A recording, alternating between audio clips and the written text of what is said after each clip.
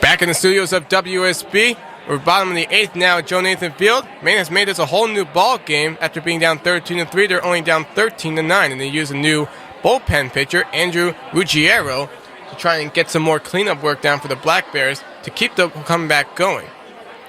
But Stony Brook is still up by 4, and it'll be at least that. They're going to probably look to try and get some insurance runs here and get their hits back up to serious business.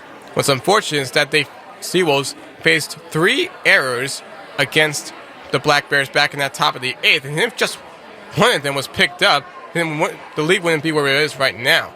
The first pitch from Derek Yallen going in the left corner for a base hit. So first pitch by Derek Yallen to begin the bottom of the 8th is probably what Stony Brook will need to keep the momentum on their side, despite a little comeback attempt by the Black Bears. Yallen beginning things off with a leadoff hit. Derek Yallen coming in after Evan Fox left the game early due to injury. And Yallen's been settling himself in pretty well. The second straight at bat where Yallen has been able to lift one out for getting to first. And so you get the next batter up, and Cole Durkin, the first pitch to him, he fouls it away along the first base line for an 0-1. Maine still has some toughness on their side. This is why they were able to sneak their way into that last spot in the America East tournament. But they are still down, and they're going to need their hitting to step up big. They're going to be having to meet. As pickoff attempt at first does not get Yallen. Yallen remains at first with nobody out. Andrew Ruggiero still at the mound. See what more damage he'll try and do. He has a 5.74 ERA coming into this contest. Tries to pick off Yallen again at first, but just too slow. For Ruggiero, this is his 7th appearance of the season. He has had one save opportunity. He has pitched through 15 2/3 of an inning so far. The 0-1 to Durkin. And it hits Durkin all along his hip. And so Durkin will make his move over the first, while Yallen will make it over the second. And this is probably what Stony Brook needs to get close to getting some insurance runs to fend off Maine's comeback attempt. So letting Maine make their own mistakes. Pretty much the same way Stony Brook had their mistakes in the top of the 8th. Yallen was showing bunt. Cole Durkin was showing a bunt, but then he just got hit along his right hip, and he just angrily threw the bat away. Of course, you can't blame him. Nobody likes to be hit. So man on first and second with nobody out, Brad Hipsley is up to bat. Facing off against the righty. Hipsley showing bunt. First pitch, he bunts it cleanly over to the pitcher, and it's going to force Ruggiero to throw it over to first. So Hipsley out, but does the squeeze bunt successfully to bring Yallen to third and Durkin over to second. Another ground out could possibly lead to a Stony Brook run. That's what Stony Brook needs to get one step closer to an insurance run, or should I say 90 feet closer, since the 14th run is 90 feet away. We now head to the bottom of the batting order. Brett Paulson, the exceptional player today for Stony Brook, 3 of 3. First pitch, he lets it go on the outside for ball 1. Brett Paulson having one of the best days any batter in the bottom of the batting order can have. You're 3 of 3, and 2 of the 3 times you were at base, you came home. And the other time he came home, the third time, was when he drew a walk. The 1-0 to Paulson. He gets this one over to center field. This one's going to be going into the turf for a base hit. It was no man's land. Yallen moves over to home. Durkin remains at third. And it's an RBI single for the Seawolves, and exactly the type of insurance run that they needed. It's now 14-9 Seawolves. I think that the center fielder, Reynes, was confused. I think he may have thought that either Marquez or McDaniel was going to pick that up, but unfortunate for him that he didn't going to get there, and so Brett Paulson may end up finishing today's game with a perfect 4 for 4. And so we now get back to the top of the batting order for the 6th time. John LaRocca takes a called strike, 0-1, first pitch. But really, that's probably another mistake for Maine here in the bottom of the 8th. The first one was Ruggiero allowing Durkin to get the first on the hit by pitch, and now he's already at third.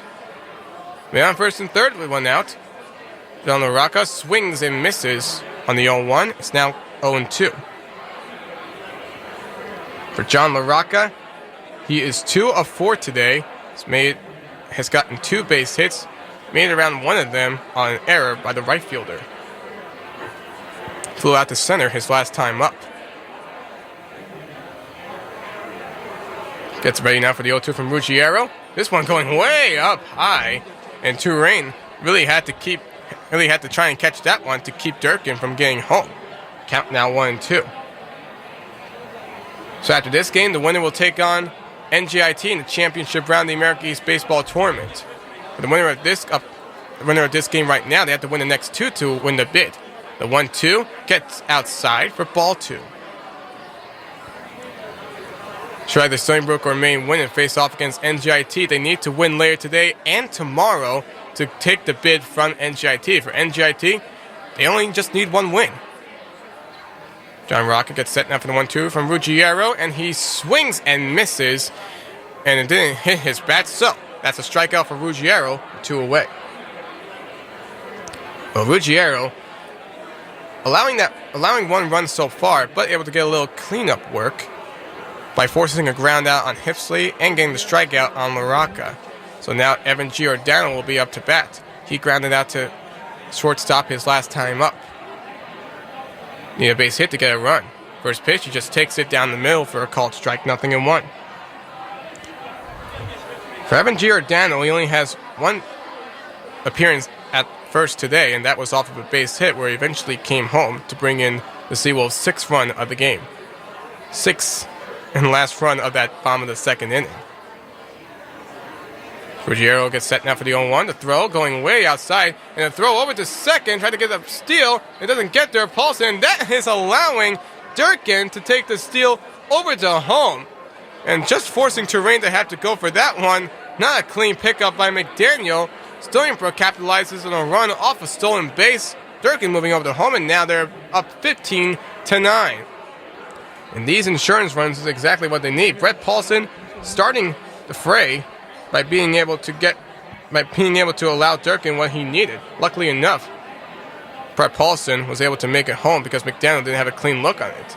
This is exactly the errors that has made this a high-scoring game with 24 combined runs. It counts now 2-1 on Giordano. On that stolen base attempt, it was a ball, and this last pitch was a ball too. So, 2-1 now to Giordano with a man on second as he fouls this one over to the right field. That's going to be foul. Count 2-2. As Paulson will move back from third to second. 3:45 right now on the East Coast. It's 15-9 Stony Brook. They're up by 6. Just a half an inning away from eliminating Maine from the America East Baseball Tournament and making it down to 2 between them and NJIT. 2-2 goes up high for ball 3. Count now full on Giordano. Paulson almost thought about trying to make a steal. Of course, a base hit doesn't need to worry about that. If that happens, he would just go easily to home. If that's the case, it gets enough of an error. Giordano not having himself the day that he wanted. He does have a hit so far, looking for more than that. Full count, goes outside for ball 4. And so Giordano will move over to first, gets his second base run of this contest. Now you have a man on first and second with 2 outs. So after things were looking pretty good enough for Andrew Ruggiero to eventually get out of this inning, it doesn't look that way yet. As now he'll have to face off against Chris Hamilton. Hamilton, who was 1 for 5 today, is making his 6th at-bat in this contest. He grounded out to second his last time up. Ruggiero gets set now, the first pitch. And he blasts this one out to the left corner. And will be a turf. No, left fielder is under it. That is Williams to make the catch. And that will retire the side. But a couple of runs insurance-wise by Stony Brook to retake a 6-run lead. And that will bring us to the top of the 9th inning, where the Seawolves are just 3 outs away from ending the Maine Black Bears season. We'll be right back after these messages.